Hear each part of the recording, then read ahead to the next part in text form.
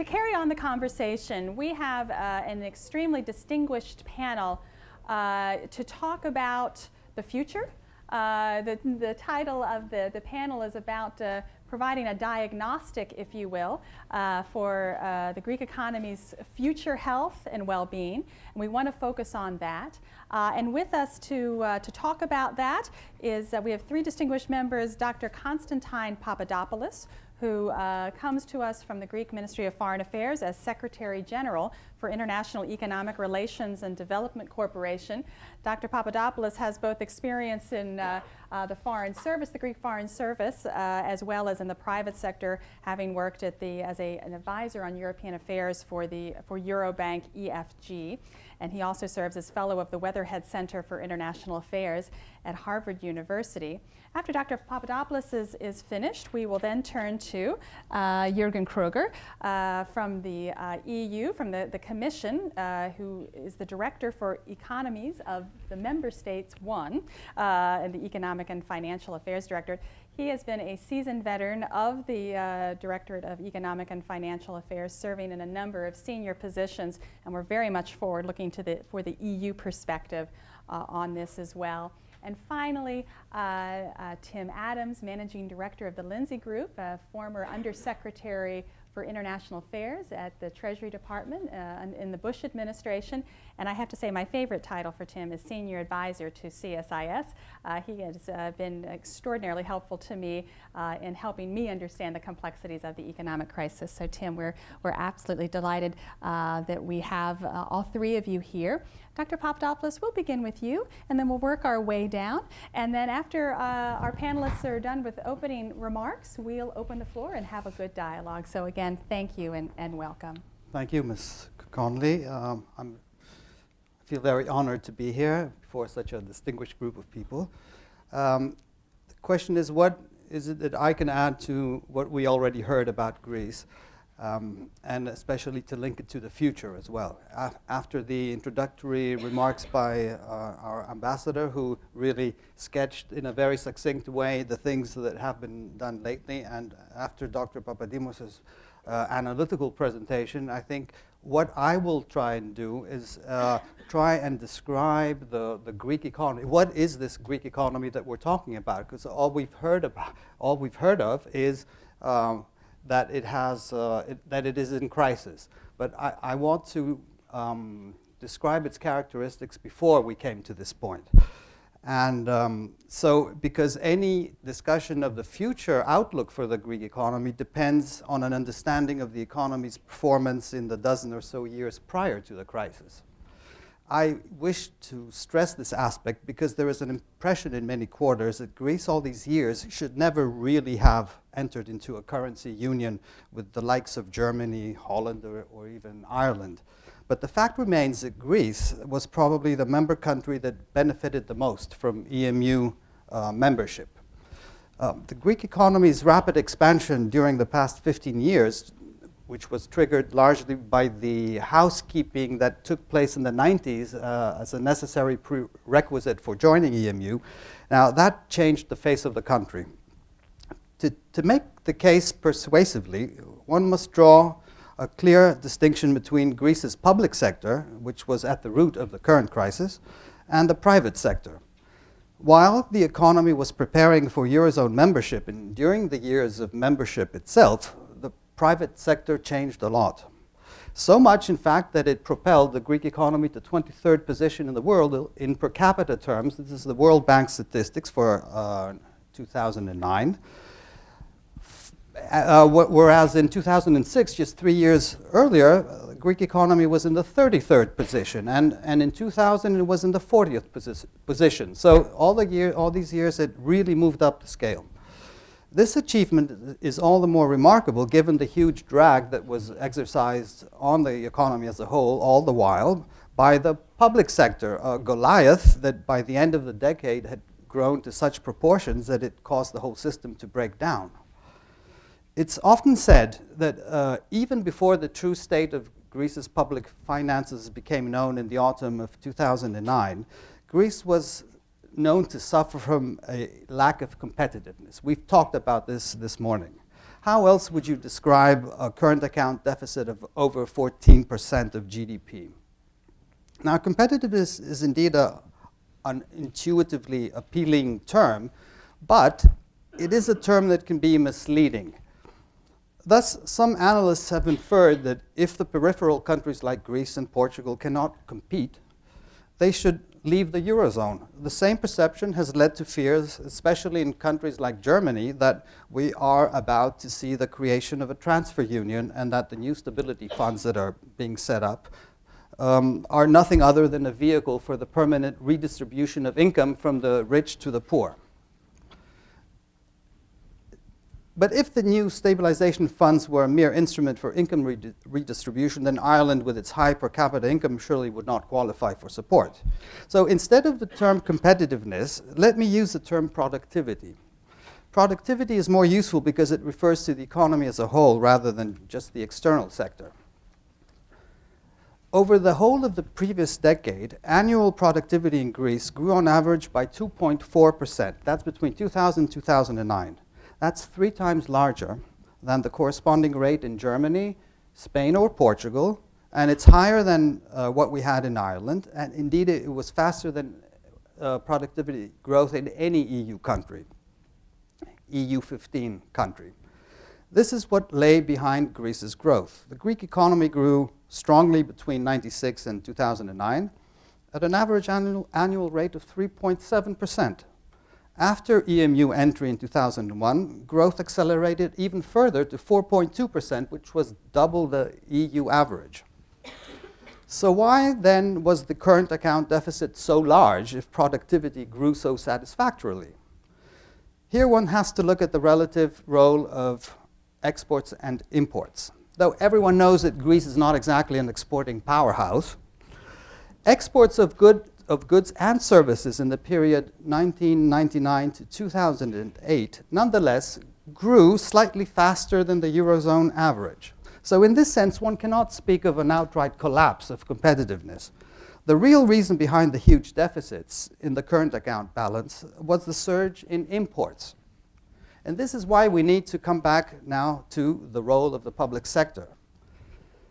The rapid increase in the public sector size in just 5 or 6 years was perhaps not the only culprit responsible for the import-fueled consumer spending spree that we witnessed in Greece, especially during the latter years of Eurozone membership, but it was the most critical one, I would argue. In just 4 years, between 2005 and 2009, government expenditure as a percentage of GDP went from 44% of GDP to 53% of GDP. That is the fastest growth in Europe, causing the Greek government to become the 3rd largest in the EU, right behind France and Belgium. But whereas in other EU countries such government expenditure often translated into quality public services, and in many of them also reflected the implementation of anti-crisis reflationary policies, in Greece it only served to make an already bloated, low productivity and overstaffed sector even less productive. How was this increase in the size of the public sector financed? Well, through the famous budget deficits and increases in public debt. Public debt increased from nearly 170 billion in 2003 to almost 300 billion in 2009. That is a 77% increase. The trade deficit rose to an astonishing 6.4% of GDP in 2008, fueled by the increase in imports that I mentioned earlier. So it's surprising that the private sector did as well as it did under such unfavorable circumstances. To be sure, the Greek private sector is by no means perfect. We already talked about the rising relative unit labor costs. Large parts of the private sector are inefficient because of the small size of firms. Tax evasion, we talked about that, that's a huge problem. And large parts of the private sector are dependent on government contracts and European community funds. But the private sector nonetheless has a history of responding positively to the right kind of economic reforms. Back in the 90s, for example, when Greece was despite implementing probably one of the most stringent fiscal austerity programs in the whole of the EU, perhaps Sweden is another example, Greece enjoyed a growth rate that exceeded the Eurozone average by about a third. Despite the fiscal crunch, growth was higher than average in Greece. Now, the simple explanation for this is that a long period of severe crowding out of the private sector more or less ended or was curtailed, and this dovetailed nicely with a liberalization of the financial system that occurred at the same time.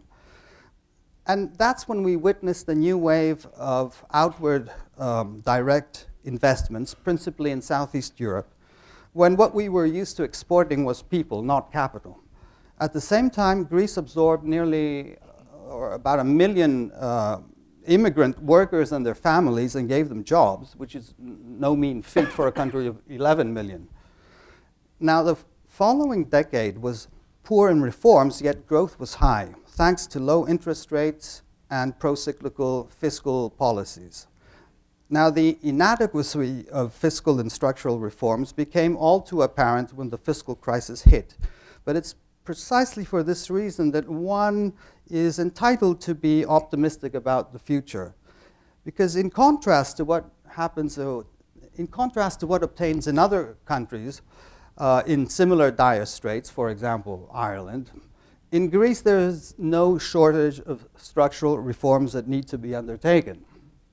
That's why future growth may well end up being higher than most people expect, provided we are successful in implementing the right structural policies, as Dr. Papadimos mentioned.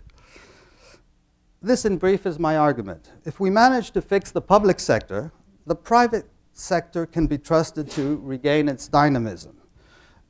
Here I mention again the government's pledge to privatize another 50 billion euros worth of assets. Already there are signs that the private sector is becoming competitive, more competitive, if the recent very impressive jumps in exports are anything to go by. Monthly increases of 38 to 40% over the past 4 months, 5 months. Now, this can be partly attributed to some very interesting developments on the labor costs front. The latest Eurostat data show that in the 4th quarter of last year, nominal hourly wage costs decreased more in Greece than anywhere else in the EU. They were actually negative by -6.5, I think, when the rest of the EU had slightly positive growth there. So a substantial and orderly internal devaluation may be possible after all. Let's see if these trends continue. It's extremely important to follow these events. So though psychologically people in Greece are now at a low point, I think we may start seeing a turning point fairly soon. Thank you very much.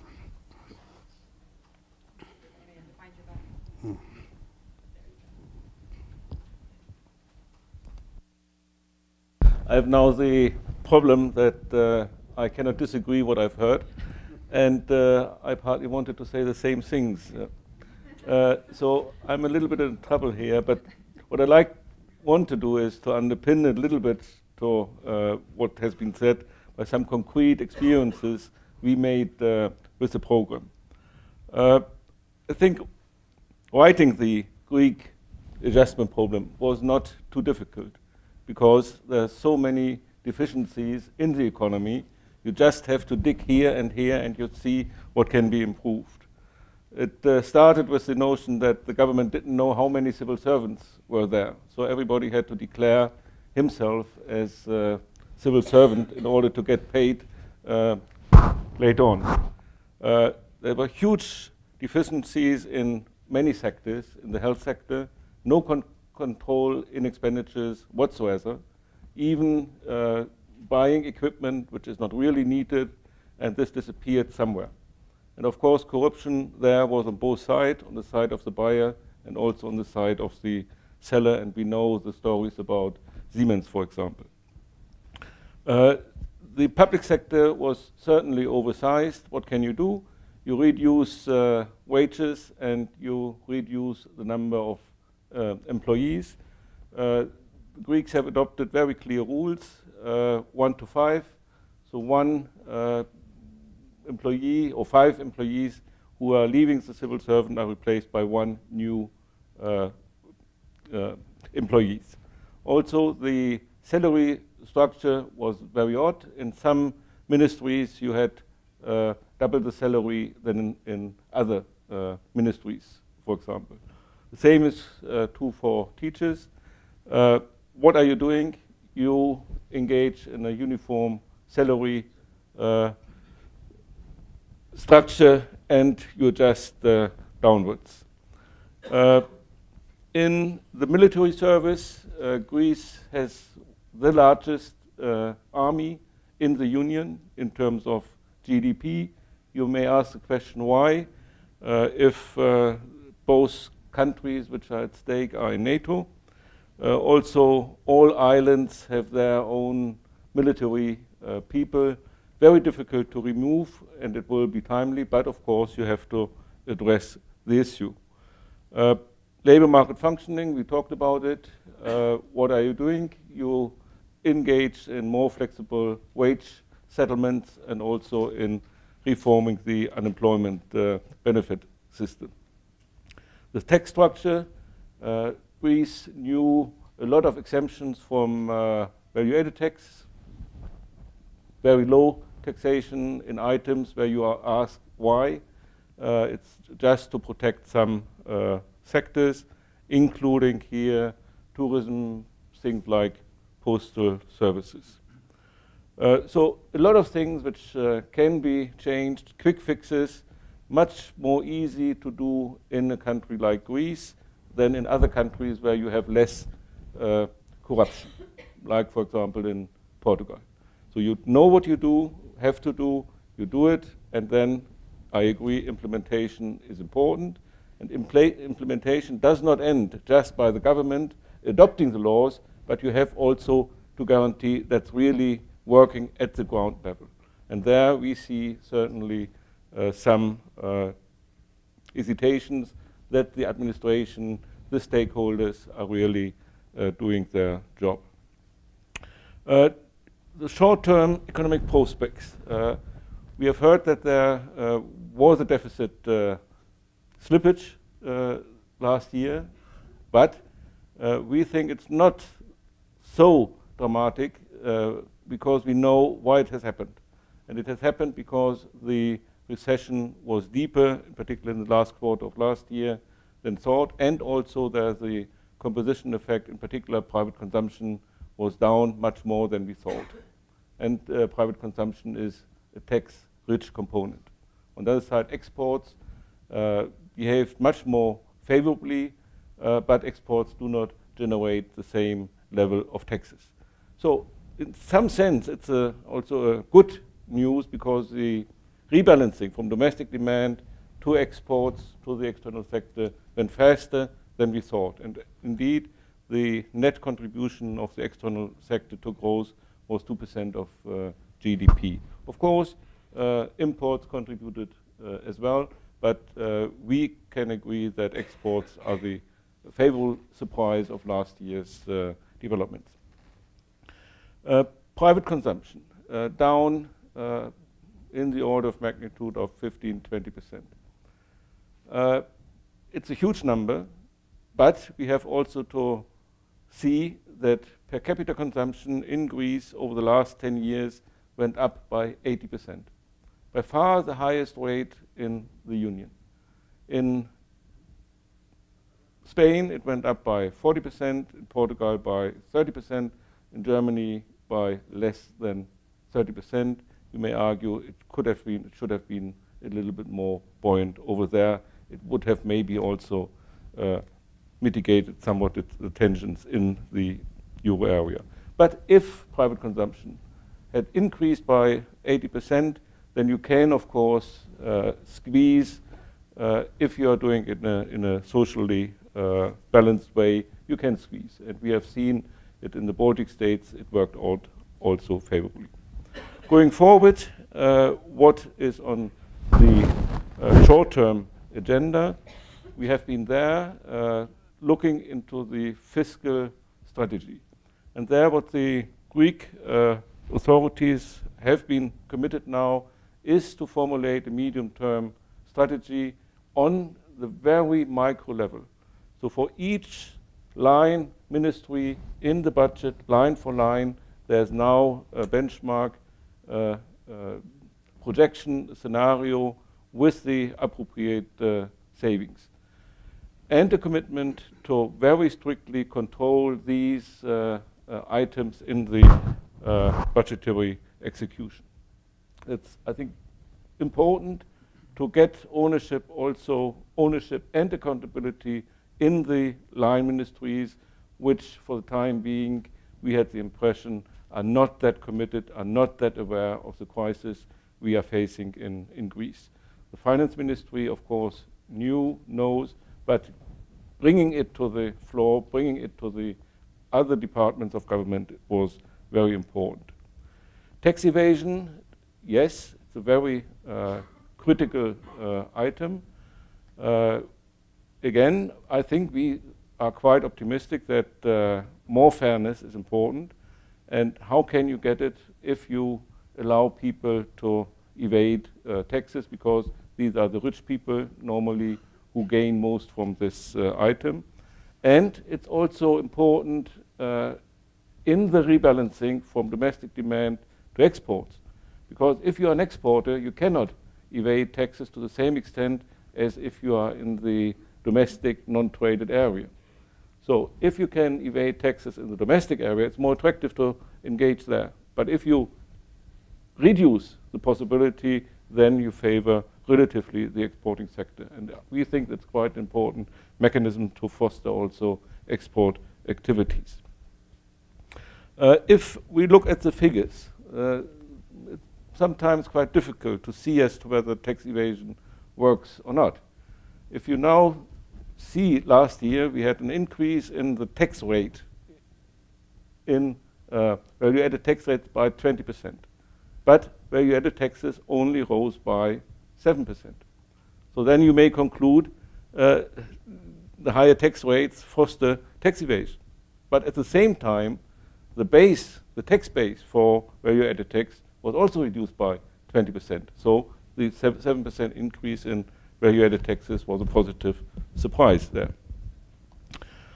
Exports, we heard it's decisive that exports take the lead in the recovering of growth, and we think that the bottom in the cycle or in the crisis management will be reached this summer, and we hope that in Q3, Q4 we will return to a positive growth rate thanks to exports. What are the most promising export sectors in manufacturing?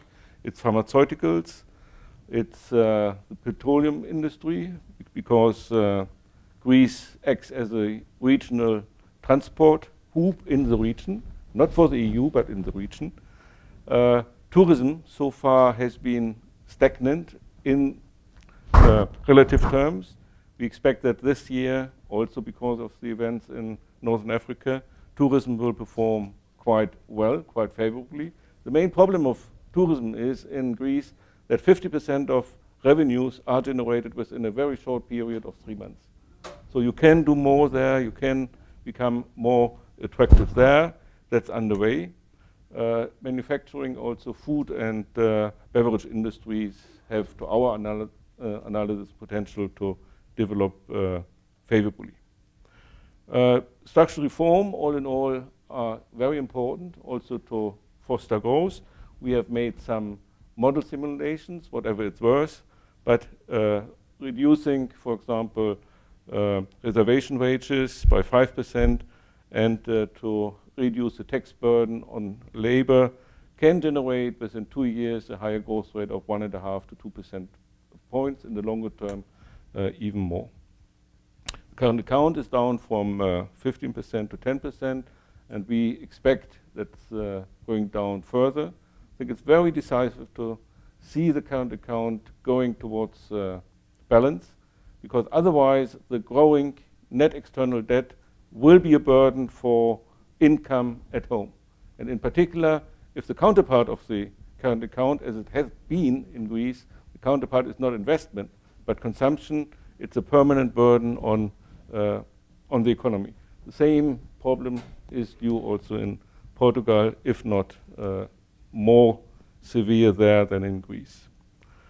I think I would stop here, but in general, I could agree what I've heard so far. So. Thank you so much. Great. I'll attempt to be pithy and avoid redundancy, given the tour de force that we've heard so far. The debate has been rancorous, full of acrimony, accusations flying across the negotiating table. And of course, that's just down the street as we negotiate the budget. But that's a reminder that the problems and the challenges that Europe faces are a challenge that the industrialized countries face, right? And we're having this debate in the U.S. I had a cocktail last night with a British member of Parliament, and we spent a couple hours just discussing what's going on in the UK and the austere budget package that's being implemented and what that means and how that may play itself out. So it's not a European problem, it's an industrialized problem. And it's a culmination of decades of making promises we simply can't afford. And that's going to force some truth-telling and some transparency over the coming weeks and months and years. And that's going to be very painful. It's painful in the capitals of Europe. It's going to be painful in this capital. And we've just begun that process. And it's also an indication of the competitive pressures we face. You know, de Gaulle said it's not the Europeans that will unite Europe, it's the Chinese. And in some sense, we all face the competitive pressures that are coming from the fast-growing BRIC countries and other parts of the world, especially for those parts of our economies and our societies that have low skills and little training. We have large portions of our economies that simply can't compete in a hyper-global marketplace. But that all gets to why am I here and why are we talking about this issue here in Washington? And I'll relate that with a story. During the midst of the crisis last spring, I was called up to Capitol Hill to meet with a number of elected officials who are still in the throes of no bailouts, no TARP. You know, we were going to run in the midterm elections on why we shouldn't be throwing taxpayers' dollars at solving big problems. And, you know, where is Greece and why should we care? And I tried to make a very pro-Europe case to a number of very skeptical politicians who remain quite skeptical. And I ticked off, and Heather and I have talked about this, a number of reasons why Washington should care. One is just strictly trade flows. We have about a quarter, somewhere between 20 and 25%, depending on how you count it, of our trade flows go to Europe. So that and the fact that many European companies employ thousands, if not millions, of workers here in the United States. Go to South Carolina and look how many German nameplates and brands you see who are paying good salaries, good payroll. We have a direct financial interest through exports and through just the success of European companies here. So a prosperous Europe is in our own selfish economic interest. Market confidence. You know, the U.S. economy was just beginning to come out of the throes of the crisis in the first and second quarter last year when the crisis in Europe broke. And you could see it hit our equity markets. We lost over $1 trillion worth of market cap in May alone. And relative to what was lost since the top of the market in 2006 with respect to wealth in this country, it was small, but $1 trillion is still $1 trillion. And it certainly had a real hit to confidence, not only from an investor's perspective, but I think many CEOs who are beginning to think about taking the piles of cash they have stocked away and putting it to work, either investment or in hiring, I think they decided it was a good time to retreat back into their boardrooms and maybe wait a year or so, and we are just now beginning to come out of this. So there was a confidence piece of that. In fact, and it was not only a market cap loss in the United States, but globally we lost about $5 trillion worth of wealth. So what happens in Europe matters in the US and globally. Bank exposure, obviously we learned during the financial crisis that what matters in one bank matters in others. We see it just as we play out in Ireland. And John Hamre mentioned this morning the debate that's going on, the vote that's going on in Iceland today about whether they're actually going to end up reimbursing the Brits for covering the deposit coverage for their failed institutions. So bank exposure, and what we've learned, a very harsh lesson about the importance of linkages between our systemic institutions. U.S. debt, Europeans hold $3 trillion worth of U.S. debt. That's 3 times what the Chinese hold, and we spend a hell of a lot of time talking about what China does with respect to our debt. But we have a vested interest in funding ourselves. One of these days the Fed's going to stop buying treasuries, the Chinese are going to stop buying treasuries, and we're going to need to rely on others around the world to continue to fund our enormous fiscal deficit. And lastly, just national security. If you walked in today and you saw this U.S. security strategies, if you didn't get one, I recommend that you pick it up. It's a great, succinct, and a thoughtful piece on why, from just setting aside economic interests, from a national security interest, why a growing, prosperous, and financially healthy Europe is in our interest. And just in the events in the last month with respect to Libya, as a reminder that NATO plays an important part in bringing about not only regional security, but also in promoting the values that we all espouse. Here at CSIS, where the founder, David Apshire, was a former ambassador to NATO. So they're all interconnected. We cannot secure the sea lanes, we cannot deal with regional or geopolitical challenges if we're broke, if we cannot find a way to succeed financially and economically, and we're all in this together. Let me just say a few things about what's happened in Europe generally, and I'll leave Greece to what's already been said because I really don't have much to add. You know, I have many Eurosceptic friends, and predominantly in New York, predominantly in London. And a year ago, all of them said, aha, we've been forecasting now for a decade that this was a failed experiment, and it's just a matter of months before the whole process crumbles up on its own weight. And I think what they didn't quite understand, and what my European friends and officials here today who've helped me remember, is just the political commitment to this experiment and the ongoing political experiment. And I think what we've seen over the past year is European political leaders and institutions respond, not as quickly as we like, not as aggressively, not as proactively, sometimes forced into it by the immediacy of the crisis. If you think about where we were a year ago, we now have these new institutions, the EFSF, which I went and visited in Luxembourg a few weeks ago, soon to be the European Stability Mechanism, an important new instrument in dealing with the financial security and economic security of Europe. You're right, it needs to have the ability to purchase debt in the secondary market. They didn't give that institution that capacity. I suspect the ECB is going to continue to have to play that role reluctantly, and will probably pretend that they won't, but they will, and it's an important role to play. A bank stress test, which unfortunately was a missed opportunity, but there's a second one in place, which will be out, I guess, in June. I saw some press reports this morning about some of the indicators, 90 banks targeting a stress test of a 5% core capital, a pretty rigorous test. This is a great opportunity for Europe to address what everyone knows is there's a capital shortage among banks. It's not widespread, it's among certain institutions in certain countries.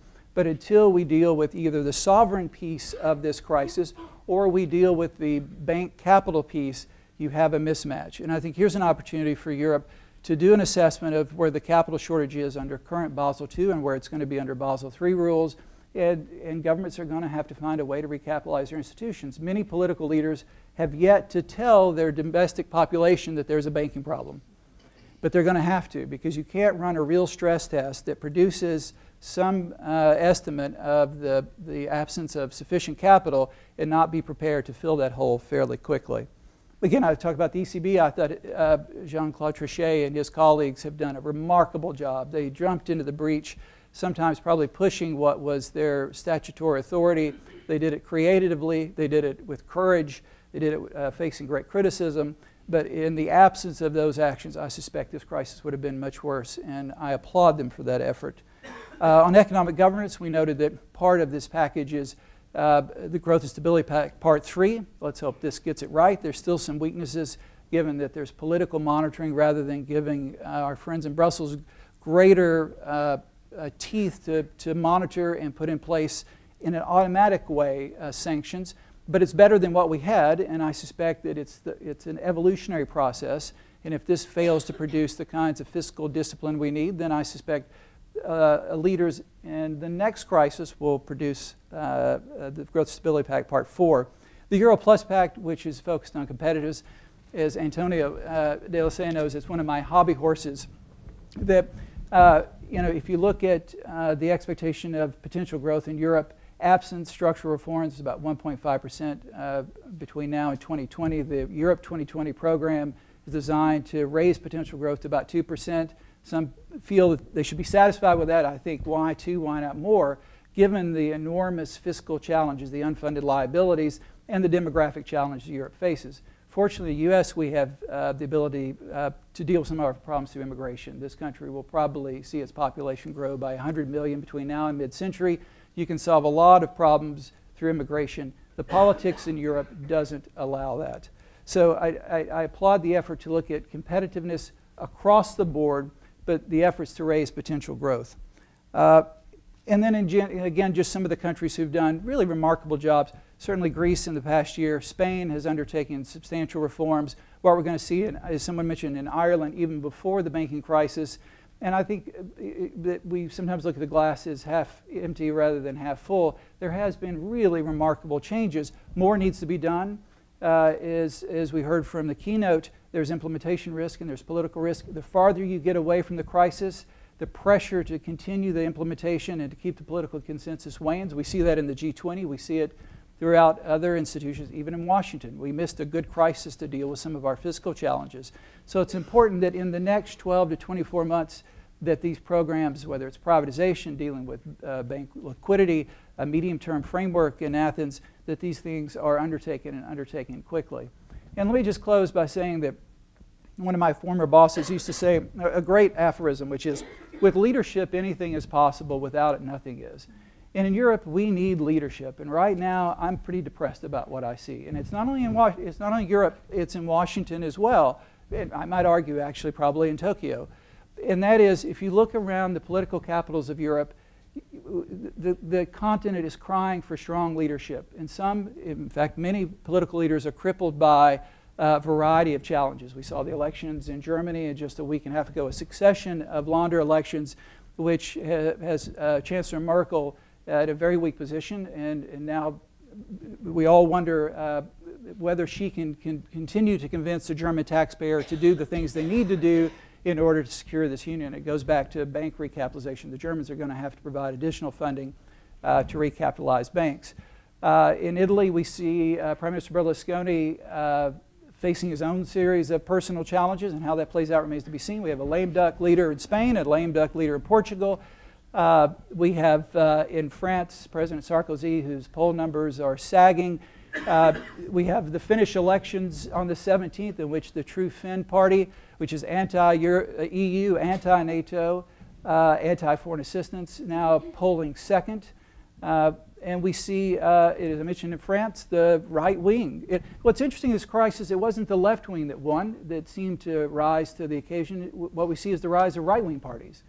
And so we either have politicians who are either crippled by their own domestic political challenges, or the rise of anti-Brussels, anti-Europe, anti-immigration, right-wing political movements, which I think hamper what we really need is strong political leadership. And I hope that over the coming weeks and months that we find political leaders in Europe who can overcome some of these political challenges and rise to the occasion. With that, I'll stop.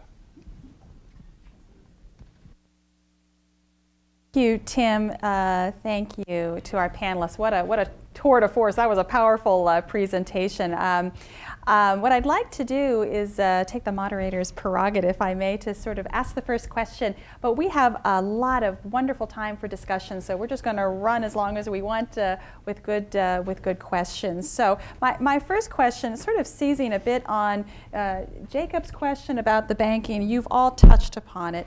How central to resolving the European debt crisis revolves around the health of the European banking system, and speaking particularly of some of the regional banks, whether that's the Spanish Cajas, the Landesbank system, that this is really the underlying story, and how do the current challenges, how do we come to grips with that? That's sort of a first question. And then second question, something that Dr. Papadimos had mentioned, is about the favorability or the unfavorability of market conditions.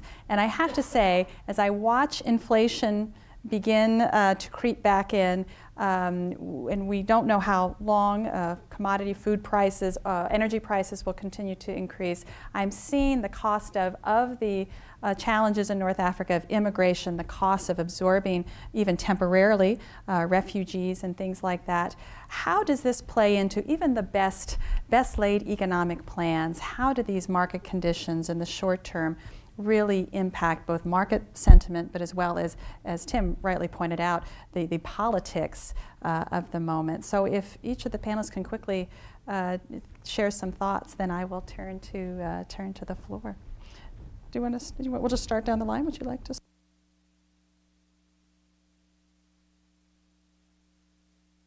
Now, on the European banking system, we tend to focus in Greece on our own banks and leave those problems to our superiors.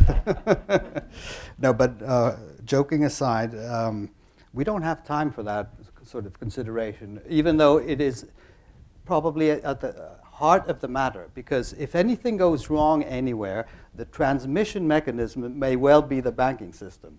So we have to make sure that nothing goes really wrong in that respect.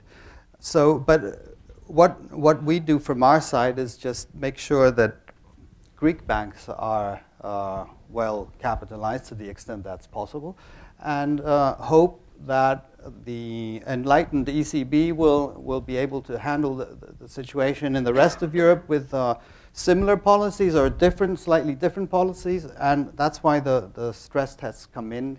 That's very important. That's what I can say on this score. Now, on market conditions, we have been, as you know, prime victims of market conditions and the excesses of markets and their volatility, and we're still struggling to put some sense into the wider so-called market through our adherence to a particular program, which we try to show to the rest of the world that we are very serious and determined about implementing it, and hope that eventually the markets will come around. They always find excuses for not complying with our desires, because there are always little imponderables or little areas which are gray areas as far as the architecture is concerned. But I think that at the end of the day, when the whole system is in place, because let's not forget, we are in a transitional period. We may not feel like that every day that we wake up, but we are. I mean, in retrospect, we will look at 2009, 2010, 2011 as a watershed, not just in the global economy, but also in the construction of Europe. So when you're in the middle of a transitional period, you can't expect perfectly rational behavior from anyone, let alone markets.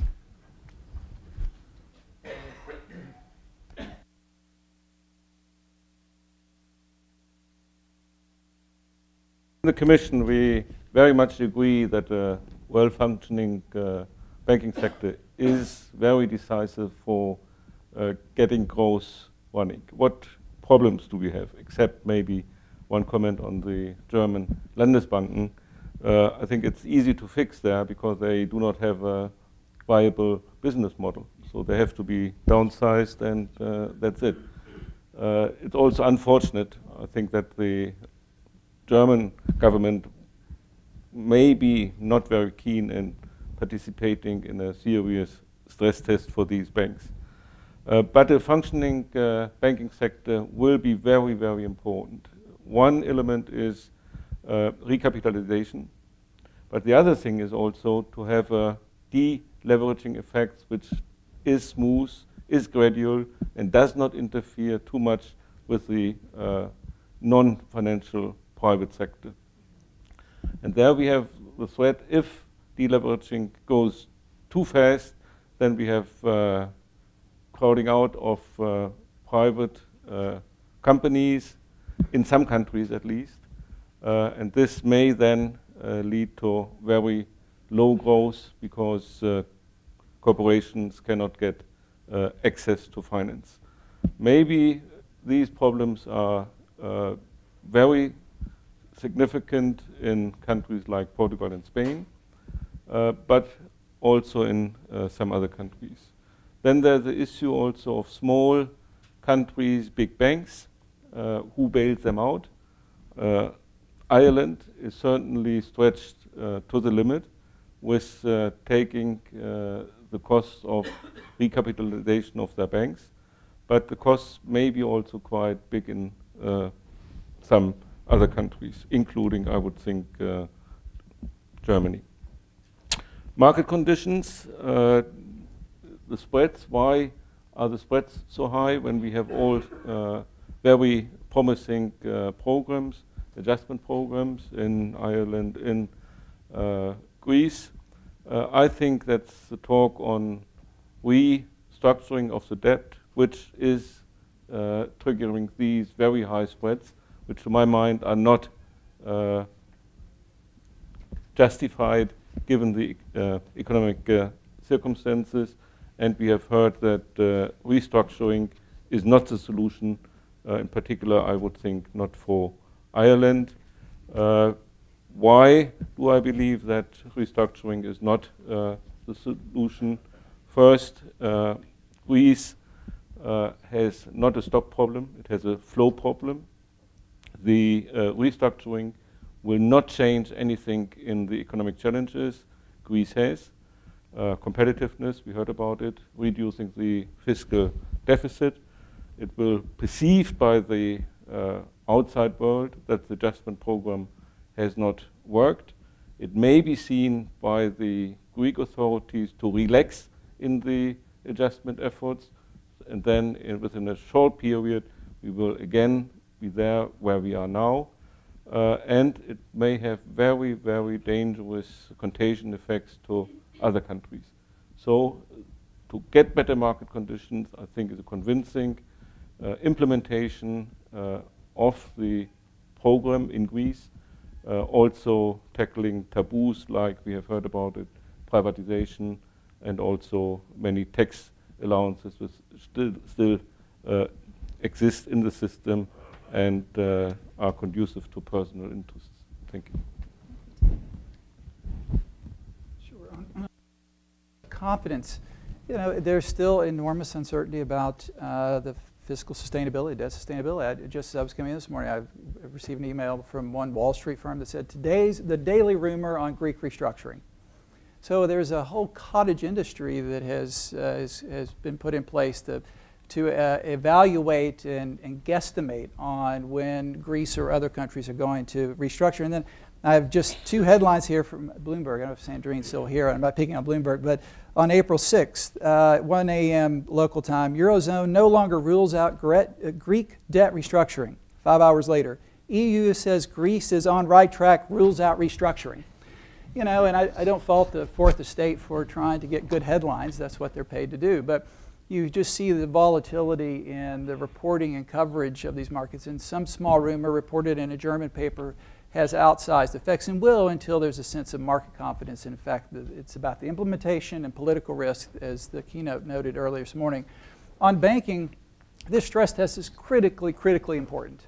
When the U.S. did its bank stress test, I was incredibly skeptical that it was going to prove to be successful. I was wrong. And it was successful because the markets looked at the number it produced and said, yeah, that may not be perfect, it may not be exact, but it's credible. It's a credible number. We know we need to put another 100 or 150 billion into the U.S. financial system. And what happened with the first stress test in Europe is that 3 billion euros just didn't seem credible. The Irish stress test, which was released, I guess, last week or the week before, was seen as incredibly credible. If you haven't looked at the documentation that they produced, you should. It was done by a private sector entity, and it was quite good. And the view is, let's put all the information out on the internet. And if you're not happy with the amount of transparency we have, then you crunch the numbers and come to your own conclusions. And I hope that the next European-wide stress test that includes the 90 institutions is as robust and as transparent. I know there are political constraints to certain scenarios. You can't stress the hold to maturity book assuming sovereign restructurings. I get that. You can't do it. But you can put the information out so the private sector can do it and come to its own conclusions, come up with some estimate of how large is the capital hole. And then political leaders in Europe have got to be prepared to put money into that hole.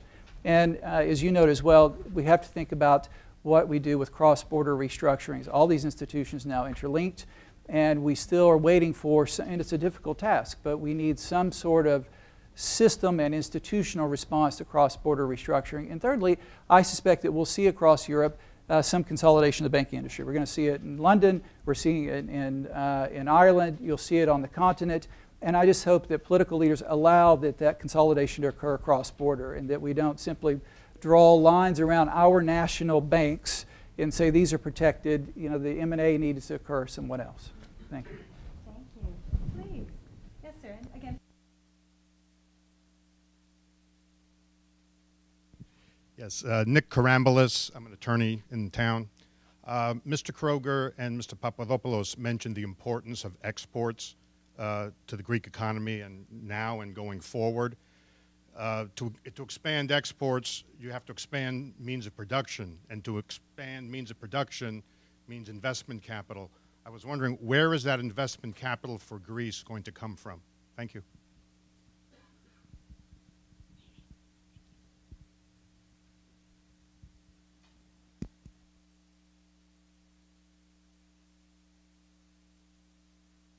That's a very good question. When we know that private investment, capital investment is falling, so you may wonder, you know, maybe we have a lot of excess capacity. So that's a start. Yes, yes. Remember, this kind of tarnishes the image that we were presenting earlier, but even today, exports have not reached their peak of 2006. So in that respect, there's excess capacity. And then when we reach our potential, then there will be new pressures for further investment, which now there aren't. You see, so it'll be a positive development when we reach that ceiling, and then people, in order to exploit the advantages that are offered by exporting, will go to the bank and ask for a loan to expand their business. That'll be a happy development. See, we're not there yet, because we know credit to the private sector is stagnant. It has fallen to, I mean, net credit growth is about 0 now, I think. So it would be good to get rid of any excess capacity. We have to start seeing the machine working again.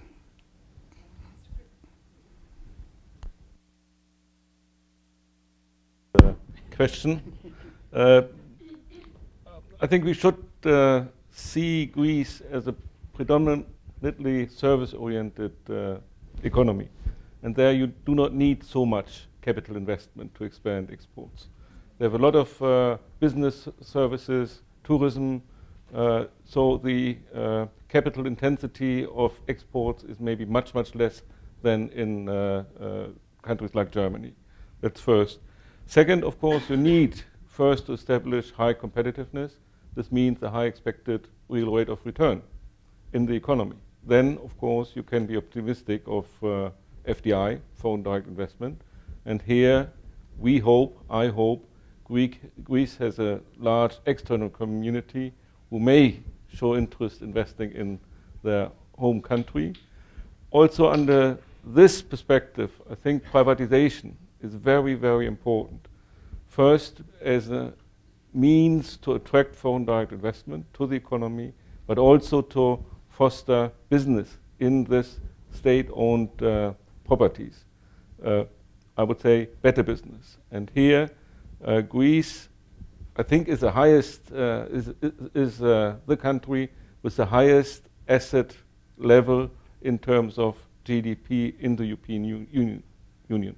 So privatization is very, very important indeed, also under the aspect of fostering business. Thank you.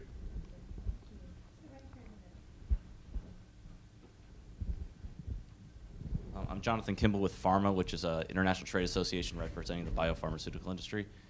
And my question relates to both the opportunity, but then the unintended consequences that this type of reform offers. Mr. Kruger mentioned that the healthcare sector is a sector that obviously needs reform. And in the third review of the ECB, the Commission, the IMF, they actually laid out very extensively a lot of the proposals that are going forward to make this reform possible. And our industry in Greece is on record of supporting the savings of 2 billion euros in the next 2 years in Greece. The question I have is, a proposal that goes beyond what was in the initial reform package has very significant potential to I don't want to go too far, but really challenge innovation in the pharmaceutical sector, and because of the structure of the global pharmaceutical industry, has implications around the world, the way global prices are set.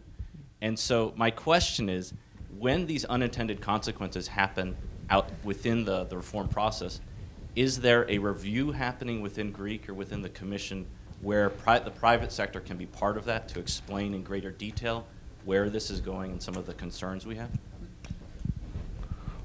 Okay. Yes, I think the whole reform program is under permanent review. Thank you for mentioning our quarterly review, which indeed is extremely detailed. Of course, if we see that something goes in a slightly different direction, we would, of course, take this on board, discuss it with the Greek counterparts, and then take it on board in our program. So it's not static, the program. It's prone to change, and if you see the second, the first, second, third, and the fourth review, you will always see some changes here and there. Yes, my answer is yes. I don't have anything to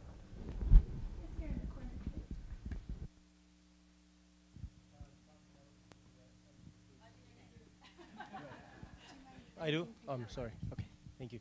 That's a question first directed to the European Union and our Greek visitor. It refers to reform fatigue. So I would like your comment on reform fatigue, if that sets in at some point, especially if that has been taken into account by the European Union in their projections, both in the terms of the political context and the population, the social context in Greece, and on the other hand, on the actual numbers, the tax revenues, how is that going to be? It's falling behind, as we heard in our key note speaker. And the second question, if I may add to that, is, again, for the European Union, the rating agencies and the role they played in not only the European Union and our American friend there too, the rating agencies and their role in the crisis, if any, and the reform. There's been some consideration in the European Union to start an independent European rating agency. What has happened to that? Thank you.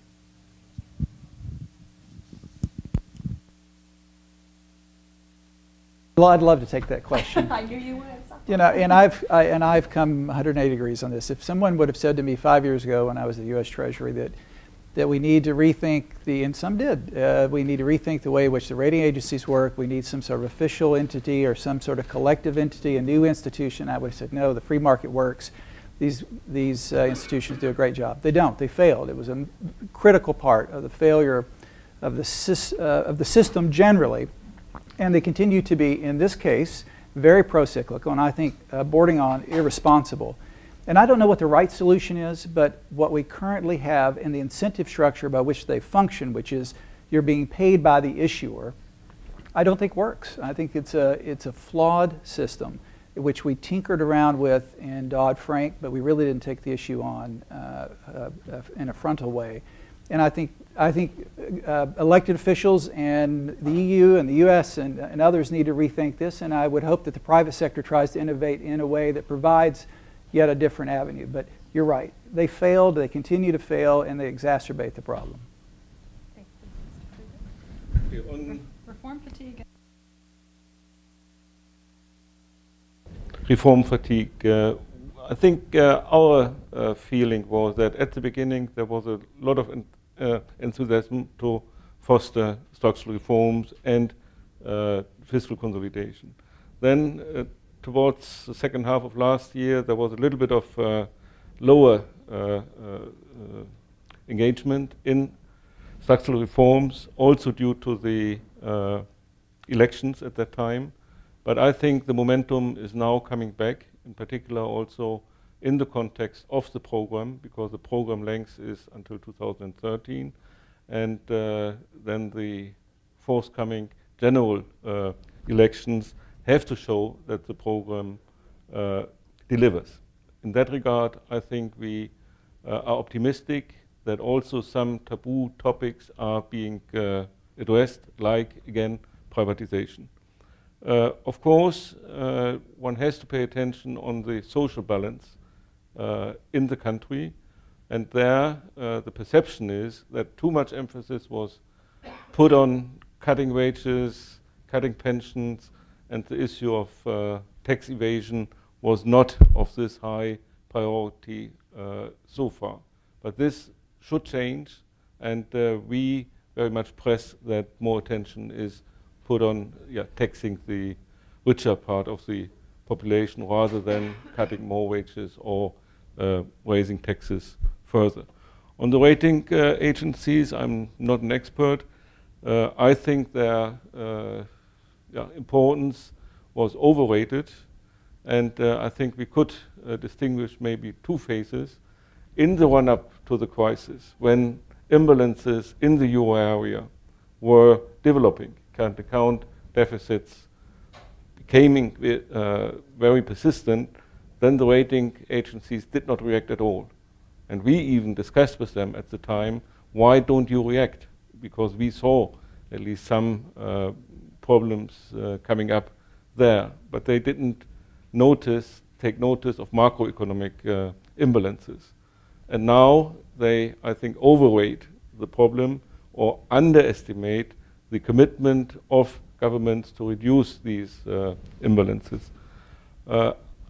I have the impression that in the political sphere, the importance of the rating agencies is being played down, and in this context, even also the discussion on the European rating agencies. But I don't know where we are, how concrete it is. I think it would take a while until we would have such a thing.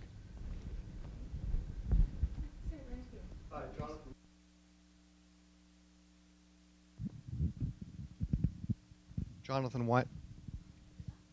Is it on here? Okay. Hi, Jonathan Weiner from APCO Worldwide. The tax evasion issue does strike me as pretty fundamental, and that, as near as I can tell, Greece has comparatively under compliance with its existing tax laws. And there's in particular a problem perhaps with tax compliance in the upper 70% of the population.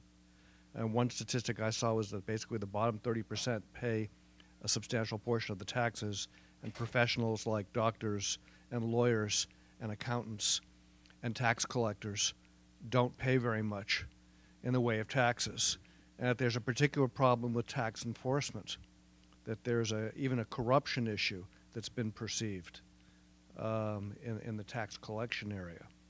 And it would be very helpful to have a sense of what particular initiatives the government is thinking about to address these issues if these kinds of concerns or criticisms are fair. Perhaps they're not. But if they are fair, and I've just heard from the Commission that the Commission seems to have concerns in this area that they've been not focused on adequately, what are the kinds of initiatives that are likely to come up in the near term? Thank you.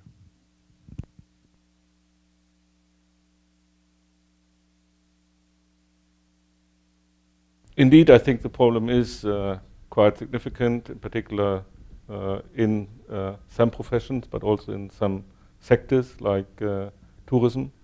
The many small, medium-sized enterprises are, of course, conducive to tax evasion. In the area of direct taxes, we recommended that one should really make cases. If I have a clear defined case where tax evasion had been observed, that putting these people into jail. In Germany, for example, it worked quite well to put some high income earners who have taxes evaded into jail. So this had a demonstration effect to others, and I think we discussed it in these terms with the Greek authorities.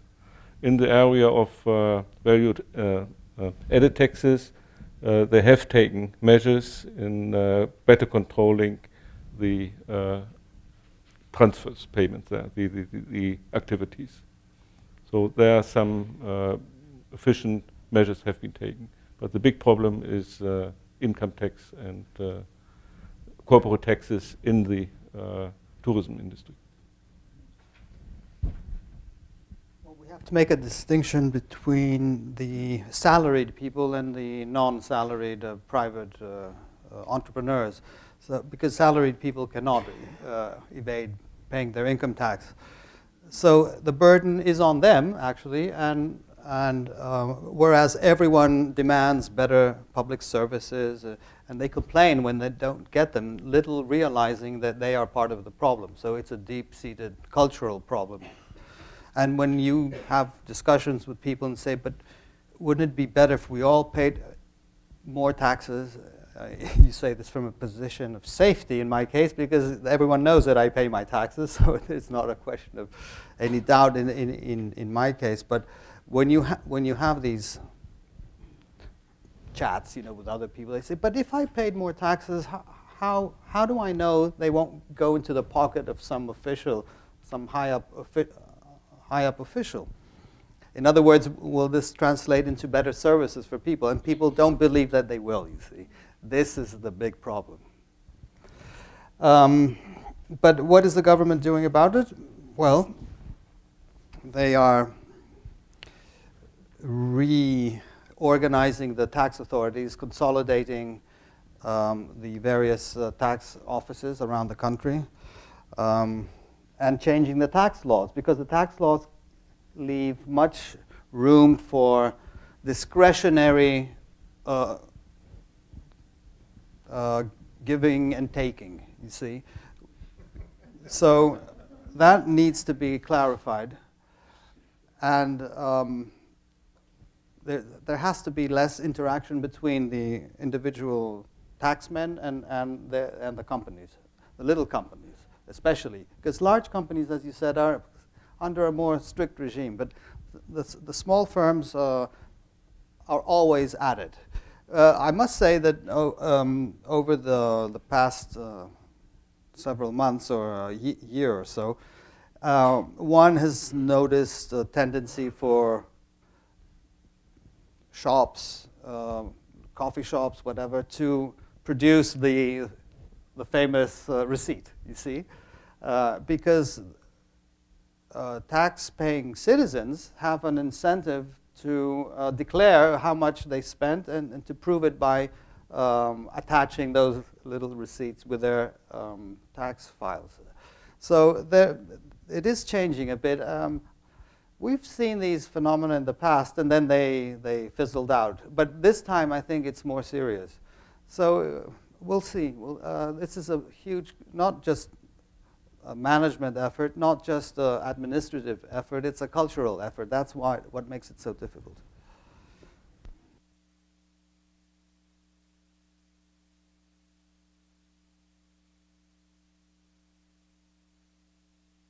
Thank you. John Shaga, Strategic Petroleum Consulting. Dr. Papadopoulos, is there any danger that the seemingly inexorable rise in the price of crude oil will swamp these attempts at reforms and economic growth? And if it continues, is there some level at which you would recommend that either the EU or the International Energy Agency release strategic stockpiles of oil to control the price because of the effect on the Greek economy?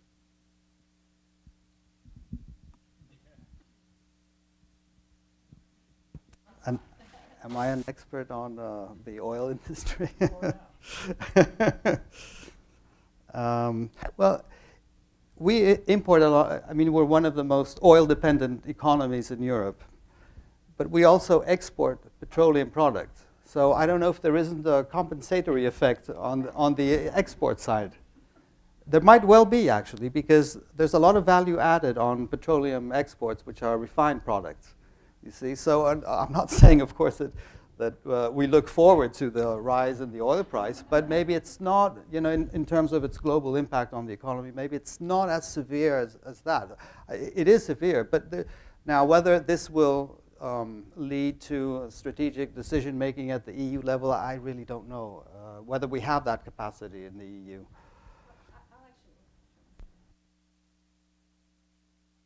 Just a little slightly, sort of got back to my earlier question.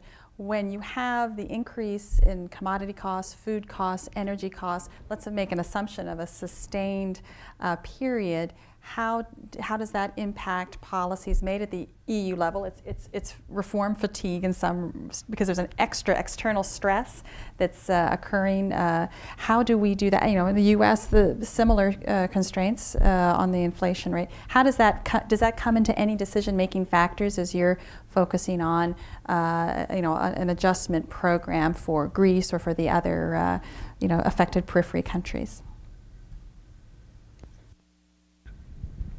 I think it would be very difficult to control prices. If we have these terms of trade changes, they have to be absorbed in the economy. So if you have higher imported prices, be it oil or food, then over a longer period it has to be absorbed by lower consumption in the country. That's as easy as it is. But of course, if there are special groups in the society, in the country, who are specially hit, of course, then you can think in some compensationary measures. But I'm personally against price controls. Then you should save oil and replace it by green energy or better isolation of your houses or what have you. Do you mind just commenting more on the American? Put your American hat. If you look at an oil price shock, I'd look at it from two perspectives: the policy response, but also the consumer and corporate response. It tends to come out of savings initially, and then by the third quarter of the shock, it's almost completely out of consumption. So even what we're seeing now, Brent's oil's about 120 this morning, something. So there's a lagged effect onto consumption. On the corporate sector, they tend to absorb about a third of it initially, and then depending on the competitive structure of the industry and the sector, they'll pass it. Again, by the third quarter, they try to pass on as much as possible. So again, a lagged effect. With respect to the policy response, Chairman Bernanke, when he was teaching at Princeton, wrote a great paper about oil shocks and said it's not the oil shock that was the problem, it was the policy response which exacerbated the shock. And that is that central bankers tended to raise rates to attack inflation, which then exacerbated the consumption hit. And his advice is, in fact, you should weaken policy, you should have a looser monetary policy to offset the oil shock, and I suspect that's part of what we're seeing in the calculus at the Fed. At the ECB, it's a different calculation. And I was reminded that I was at the ECB about 3 weeks ago, and when you walk into the lobby, there's a great poster that says, "What are you doing to target and control inflation?" It had this almost Orwellian tint to it, that you are responsible. So it's a different culture, a different reaction function. And that's a great debate that I'm sure will be played out at the G20 next week as central bankers debate what is the right response to an oil price shock or commodity shocks generally. Please, no, please.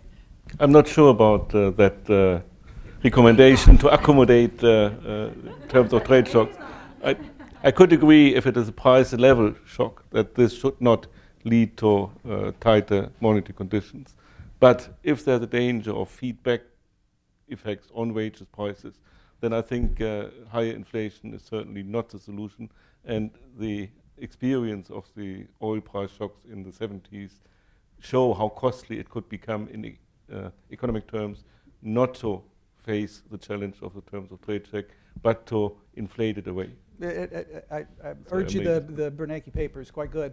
But you're right. Does it feed into wages or not? We're certainly not seeing that in the U.S. Because real wages are actually flat, 1.7% year-over-year growth in wages.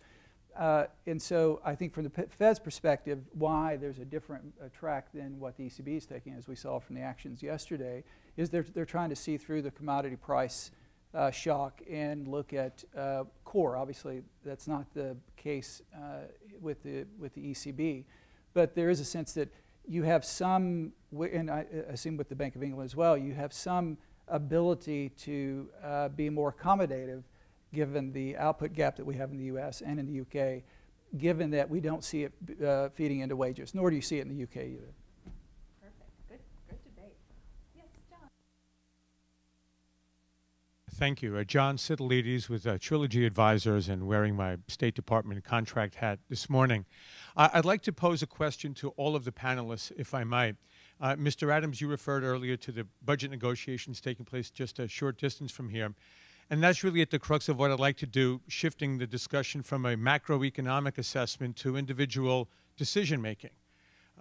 Governments don't make decisions, people do. And in Greece, these decisions will largely be predicated on the ability of George Papandreou to persuade a good chunk of his own political base, which is ideologically opposed to what has happened and what is being conditioned on Greece for further aid or assistance. And then he'll also have to work with Antonis Samaras and Dora Bakoyannis and George Karatzaferis to build a multi-party consensus in Greece to achieve implementation in order to enact all of these recommendations for prudence and responsibility and the like. How difficult is this going to be? How critical is it to achieving the goals that have been laid out here? And is this doable before Greece potentially defaults, as many are predicting in the next 1 to 2 years? Thank you.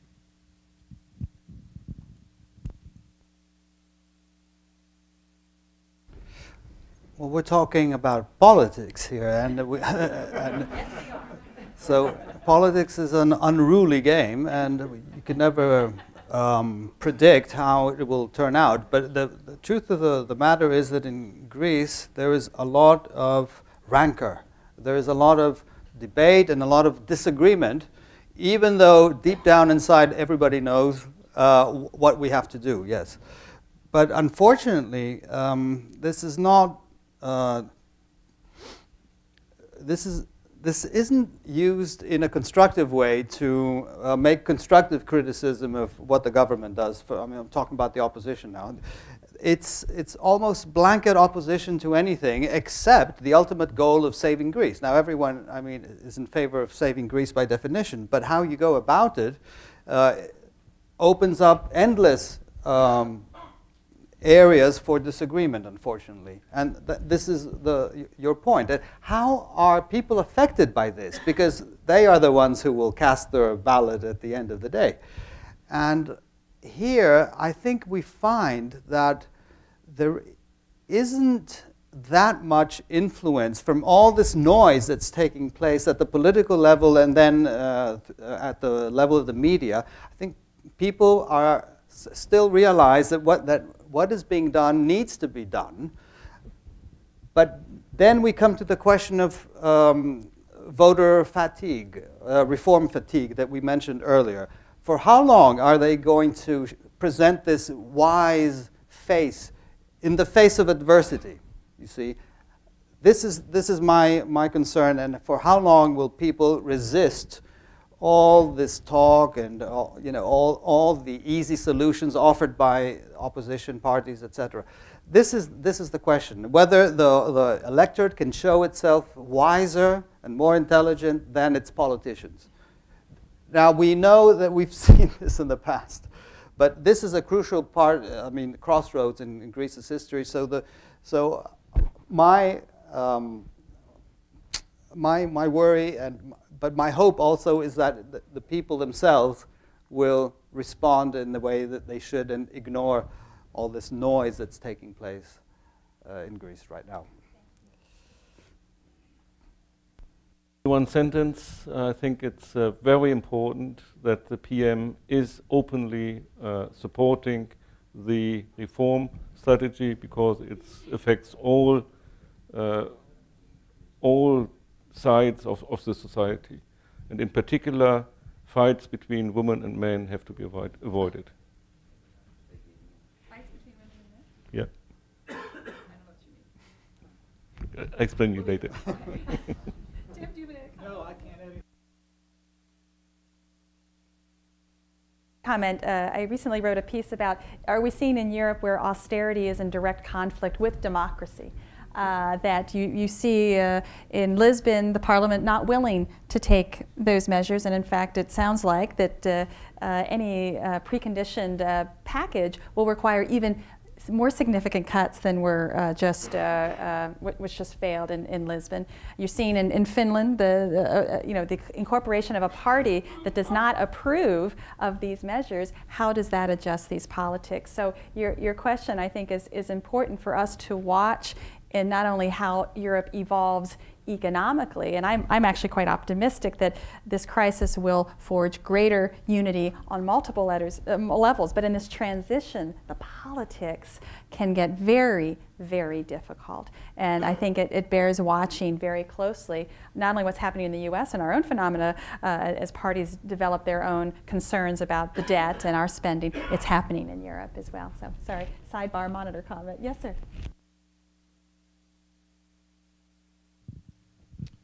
Elias Karianis, George Washington University School of Business and the European Union Research Center. A couple of things, just building on the prior comments about the rating agencies, because I very much still believe in the free markets. Maybe it's a question of having a transatlantic coordinating mechanism within the WTO or some other scheme to have a public-private arrangement for more transparent and effective mechanism for actually assessing risk in a way that is actually more convincing and can allow more and higher risks to be taken, qualitatively superior. The question I have also is about growth. In many ways, I think, and we'll talk about fatigue and all that, the point here is that, in my mind at least, the worst thing that could happen is that Europe, because I'm Greek by birth, American by choice, Europe may actually end up reforming itself enough to survive the crisis and simply maintain its own mediocre ways. That is specifically regarding Greece, but also for Europe. Tremendous unrealized growth potential. And this is my question, how to better leverage on that. For example, think and talk about the European Stability and Growth mechanism and scheme or whatever. And regarding Greece particularly, there's a tremendous knowledge infrastructure and knowledge creation and innovation. Innovation, I think, is the other way along with competitiveness and productivity, which drives both. Innovation infrastructure, whether in the universities and or other public, private, and private sector entities, that is really simply being suppressed.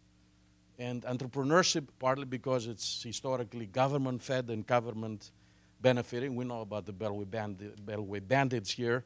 The issue, I think, is that in Greece there is this perception of how we really need to empower entrepreneurs. And I'm working with people in the embassy here, the Greek embassy, and whoever I can, to engage the diaspora and empower entrepreneurs to relocate and co-locate, not leave Europe or Greece, but actually set up shop here. So I wanted some reactions and thoughts of that, because otherwise diaspora bonds will simply not happen. But we can empower entrepreneurs to drive growth. Thank you. Can attack this anti-growth superstructure, if you like, by various means. Remember, I said earlier that the Greek government, as a proportion of GDP, had grown to 53%. I mean, what does that leave for the private sector? It leaves 47%. I mean, that's a semi-communist arrangement. So if you bring that down to where it was just a few years ago to, let's say, 44%, then there's more room for the private sector to breathe. That's a start. It's not everything, it's a start. Then you have to lighten the regulatory burden. That's part of the scheme right now. Then you have to introduce more competition and more incentives for foreign capital to come in. That's also on the cards.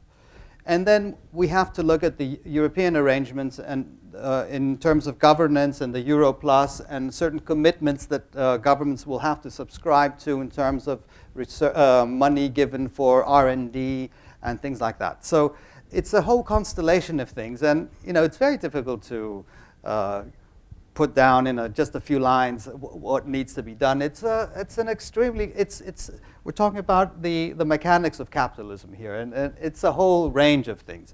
So, but anyway, as I mentioned, there are all these things taking place right now, and hopefully, all these put together will produce the results that we want.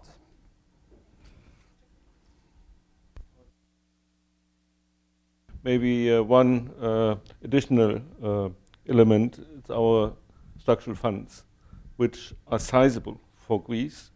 They had not been spent properly in the past, and part of the program is to exactly foster the things you have in mind: entrepreneurship, R&D, innovation.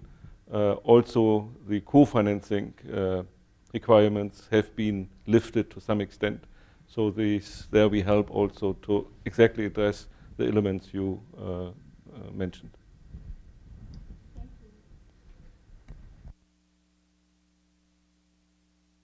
Few questions, and then I'll let each panelist just give the closeout and respond to the questions. So we'll start right in the middle. We'll just bundle them quickly. Jordan Heim from the Elliott School of International Affairs. Everyone has so far been fairly optimistic. I play a little bit of a devil's advocate. The rates in these countries are 9 to 12%. Greece, I think, about 12%. I understand the perspective that there's a global risk aversion, but there are investors seeking risk across the world. They're investing in Brazil, et cetera. Why is it that would investors not seek to grasp these huge returns in Europe? Why is the contention that they're being irrational? And if so, why is this occurring? Jake? Just a quick question, and I don't really understand this issue about restructuring, whether it's take place or not. Because, I mean, for me, it's already occurring. I mean, the second that Greece gets official sector funds with which it can roll over private sector debt at cheaper rates than is available at the private sector, that's a restructuring. It's not a rescheduling of debt, it's a restructuring. And certainly what you saw on March 11th at the Eurozone, when you gave longer maturities and lower interest rates, that's a significant reduction in the net present value of the loan. I believe the Greek Prime Minister mentioned the figure 6 billion. That's a debt restructuring. It's not called a debt restructuring, but that's what we're talking about. And I personally think that that's a very good thing, because it basically shows that the European Union is capable of having a limited conditional fiscal union, because this is a fiscal transfer between the countries that provide these guarantees and Greece. And I think that's a very good thing. So following up on the question that we just had, in 2012, Greece is scheduled to go to the markets for the tune of $25 to $27 billion, according to the current IMF program as it's currently structured.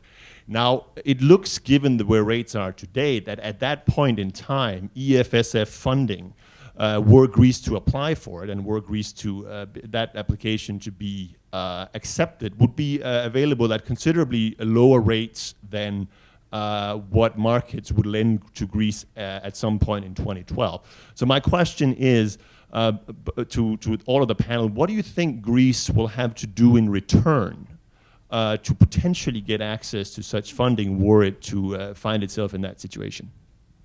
Excellent. There was a question over here. We'll take both of them. Yes, thank you. Hi, Ryan Ingen, Department of State. All my questions related to solvency as measured by a debt to GDP ratio. So the strategy for growth rests on export growth, but as long as Greece is tied to the euro, its currency will be overvalued relative to its economy. So the only way to enhance its competitiveness will be through wage deflation, which will then reduce consumption, offsetting the gains with respect to growth, which then compounds the political problem of the long-term sustainability of the austerity measures, which results in decrease in government expenditure and higher interest rates because everybody's convinced that the country will default. And so the consumption goes down, the government expenditure goes down, investment goes down due to higher interest rates, and the current account never improves because the overvalued exchange rate, resulting in a very bad GDP, meaning the debt to GDP ratio actually gets worse and the solvency problem compounds itself. So what is the strategy for addressing that? Wow. Nick Larigakis with the American Hellenic Institute. A very layman's question, if I may. Territorially, Greece is the size of Alabama, and its population is about that, just a little over the size of Manhattan Island, with the two cities having 60% of the population of Greece. Greece is right now in all sorts of political and economic reforms, which ultimately take a lot of time to implement and to see substantive results moving forward.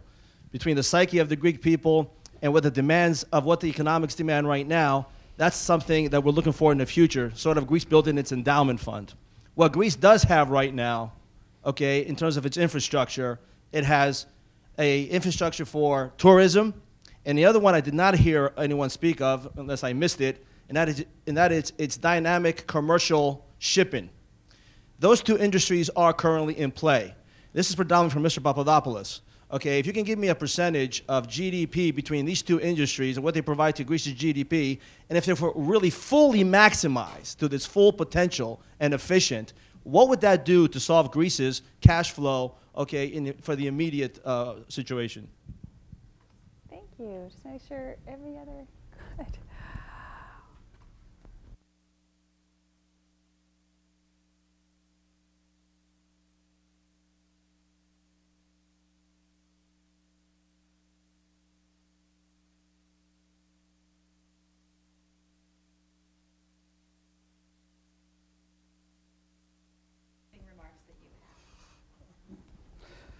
Why don't investors invest more in high-yielding Greek government bonds? I think we already answered that question.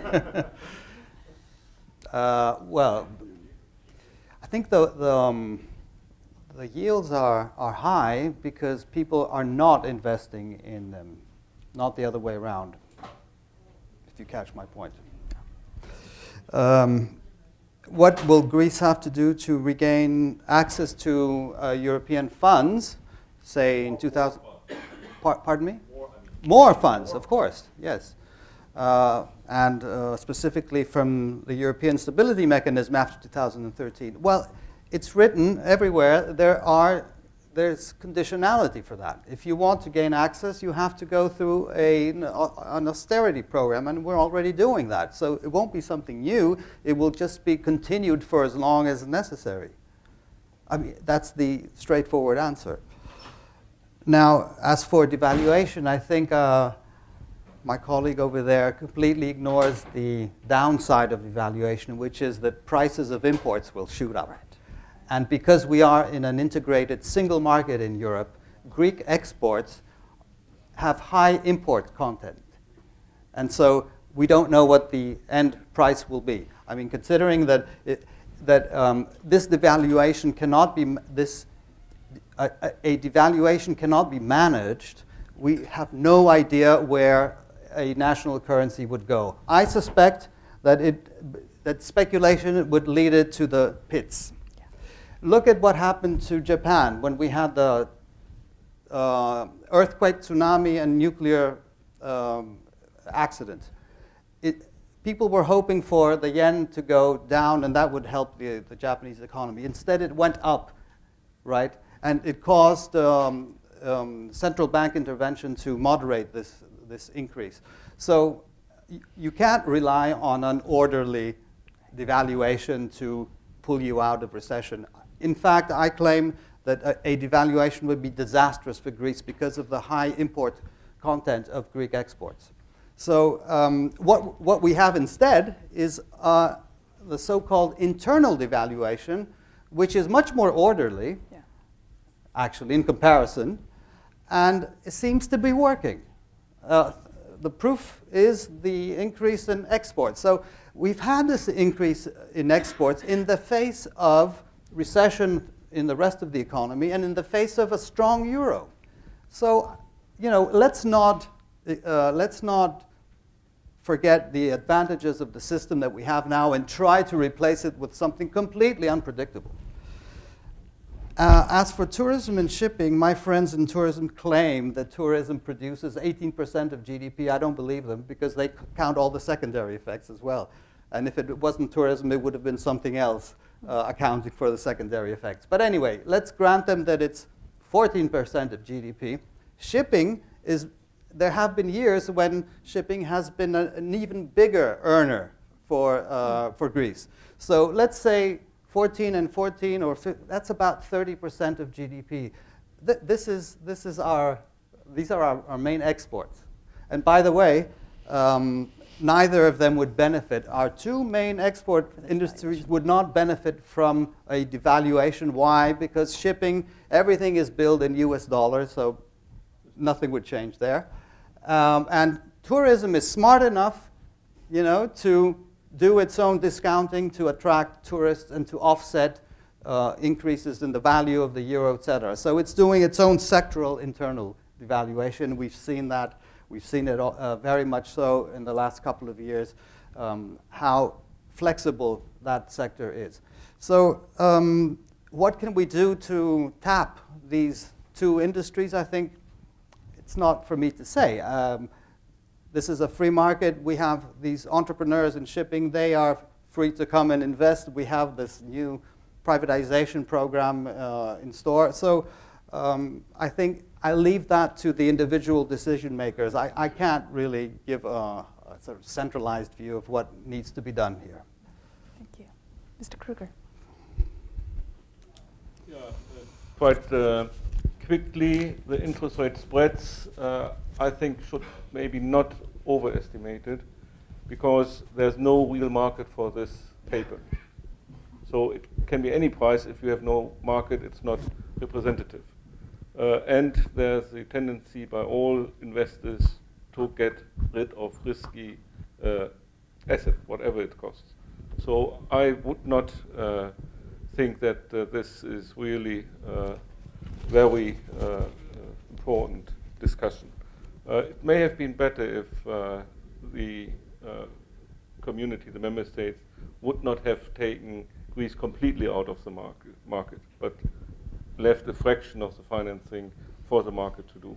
But that's too late now.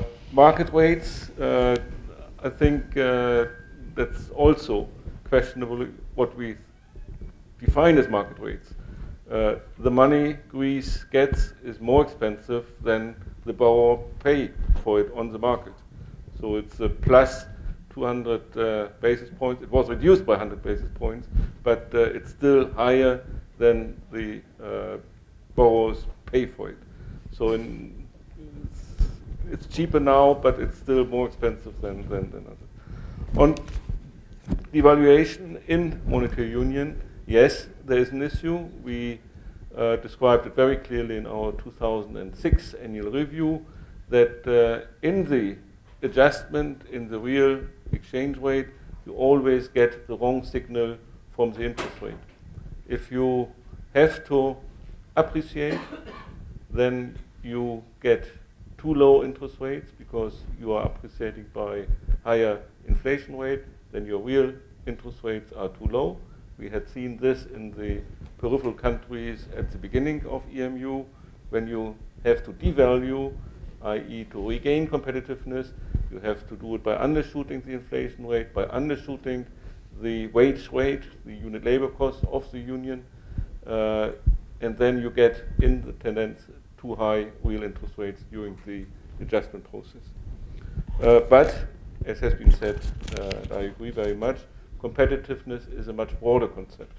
And I think we mentioned here in the debate aspects like privatization, avoiding tax evasion in the non-traded sector, which will favor the export sector, and so on and so forth. On the figures, my figures were tourism 15%, so the same order.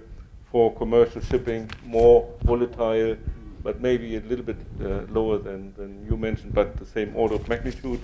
In tourism, I think it should develop into the high quality tourism sector, and what I said, to lengthen the period where tourism is being undertaken. Thank you. Tim, you have the final word. On the spreads, I think CDS market is now pricing a 57% probability of a restructuring the 5-year notes and a 76% probability of 10 years. So markets are still pretty pessimistic. I expect those probabilities will change with the privatization program, putting in place a bank liquidity program, and then getting the medium-term fiscal program in place. So the next 6 months are pretty critical to adjusting those probabilities going forward. On the restructuring, absolutely. What we're going to see is just when the program is over, it's not only 25 billion, the program expects 25 billion inflows in 2012, 30-something in 2013, so about 65 billion. If the markets aren't prepared to provide it, then official creditors will just roll the fund, and the EFSF will just find a new program. We'll bring in the official creditors. We'll roll the official debt. We'll have longer maturities, and the official creditors will be there for 20 years, and that's one way of doing it, and it may be the only way of doing it. Lastly, on tourism, I don't have anything to say other than I'm happy to lead a CSIS delegation to Santorini over cocktails and see if we can investigate the efficiency of the Greek tourism business. Thank you very much. I accept that project.